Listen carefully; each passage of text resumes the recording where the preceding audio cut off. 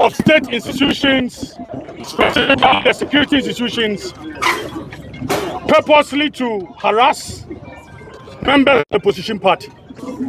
So the party is fully behind the National Youth Wing, and today we are here to present this petition to His Excellency the President, John Dramani Mahama. Party, the National Youth Wing, the national youth leader of the party, Salam Mustafa, will do the presentation on behalf of the National Youth Wing. Thank you. Salam.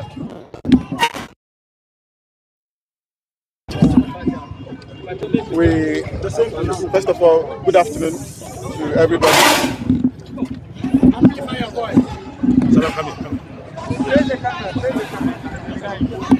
We wish that His Excellency the President himself were here to receive this petition.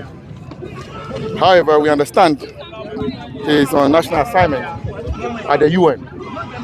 However, we trust that this message will get to him. Your Excellency, President of the Republic of Ghana, John Dramani Mahama, the youth wing of the New Patriotic Party, we have a very small message for you in the form of a petition. As we are all aware, Ghana is a beacon of democracy in Africa. Here in Ghana, we have held 5 or so successive elections where we have changed governments from NDC to NPP and back peacefully, and the last one being the 7th of January 2025. His Excellency Nana Addo Dankwa Akufo-Addo bequeathed a peaceful country to His Excellency the President John Dramani Mahama. However, we decry a certain party that we have noticed over the last few months, being arrest, harassment of NPP people, especially issues. Your Excellency, I can mention so many people, young people in the party, who have been arrested for mainly unjustifiable reasons, except to say misdemeanors. This we find very worrying, especially the mode of arrest. Rambo style, heavy-handed, and some of the occasions, break of the law and the trampling upon the freedom and liberties of the individuals involved. I can mention to you a young man called Mohammed Ahmad Zakor, who was arrested for a Facebook post. I can mention to you a journalist in the person of God, who was arrested for actually unknown reasons. Again, another journalist, Okatachie Afrifa Mensa, who wrote exams at Gimpa on his way home, was accosted by 3 full pickups, armed men to the teeth, bundled him like a chicken and threw him in their pickup and took him away without any warrant and without any explanation. He was taken to the Blue Gate. Your Excellency, recently a young man, Sir Obama, was arrested because of a post that he had done on Facebook. He was accused of displaying false information because he was charged with publication of false information. However, that particular post had circulated for a number of days before Sir Obama posted same. And the IGP, when he went to Boko, his vehicle was shot at. Recently in Sampa, we saw gunshots that people died. Here in Accra, somewhere in Sowuntuo, people were killed in the president's own backyard in Benyiri. 13 people were killed. And some of our compatriots are still in La Côte d'Ivoire as we speak. Boko has become a nightmare for all of us. However, the state security went to pick Sir Obama up for the obvious truth that he had posted, that indeed civilians wielded dangerous weapons.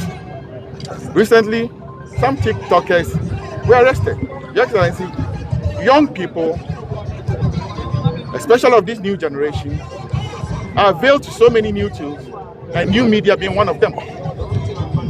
They go to have conversations and have fun on social media. Today we are being told that conversations on social media can warrant arrest. That one of the most bizarre cases I can point out to you is that when Fanti Comedy was invited to appear before the police, he went in the company of a friend called Yaira, our North Tongue women organizer.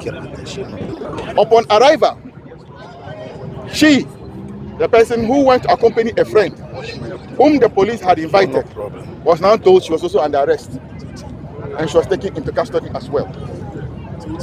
Your Excellency, recently, 2 young ladies were arrested all the way in Shayasu in Kumasi, Ashanti region on a Friday and brought to Accra without any information to their parents or anybody. The MP of the area was told, and the MP combed all the police stations in Accra here and didn't find them. They simply would not mention where they had kept these young ladies, 24 years and 26. It was an unintentional visit at the CID headquarters that my attention was drawn to the presence of those young ladies. And when I went in, the young ladies were writing their statement without a lawyer. Then I asked the investigator, where is their counsel? They have none. Yet they were being asked to write.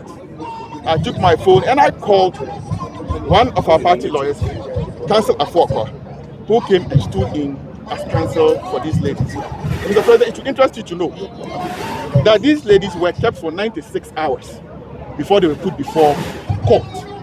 And even when we told the court that the 48-hour rule had been broken, the court still admitted them into police custody for 2 weeks. Mr. President, this is so gross, so wrong. We cannot treat the very young people, the budding, teeming youth of our country in such a disgusting manner. And I know that in your conscience, you know it is not right. That is why we are appealing to you that call your state agencies to order the flagrant abuse of power, selective application of the law, selective injustice is becoming one too many. That endangers the democracy we are all enjoying. Your Excellency, this petition is yours to go through, and we demand of you to immediately ask the security agencies to stop the Rambo-style arrest of individuals and apply the law equitably and fairly, that NPP members are not second-class citizens of this country. We equally pay taxes. However, when NDC people are at fault with the law, they are treated with kid gloves. Classical example being tax and hoodlums who attacked Howard Kumsim and the rest at Ablekuma North in the rerun by-election. Recently in Akwetia by-election, one of the communication officers in Ablekuma, in Ebuako North, threaten the life of the minority leader, the minority chief with Anodompre, Afenyo Markin, our national organizer, Nanabi, their lives. To date, a petition before the IGP, they have not been arrested. We saw your national vice chairman assault our national third vice chairman live on TV. Nothing has happened to him. Your Excellency, this cannot be a just society, and this cannot build a viable, thriving, beautiful democracy that works for all of us. That is why we are presenting this petition to you, that ensure fairness among the good people of Ghana, as you swore to do right to all manner of persons when you took the oath of office. On behalf of the youth wing and the party, this is petition from us to His Excellency the President.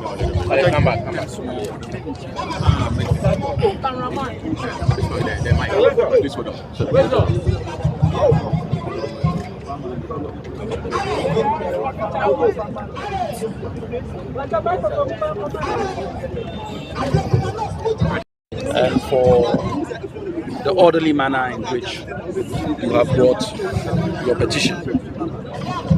I am happy today to be actually standing in front of the Flagstaff House to receive your petition at the Flagstaff House, which in recent times would not have been possible. But today, you are able to come here and deliver the petition. And I can assure you that it will be given the necessary attention or the appropriate attention that it requires.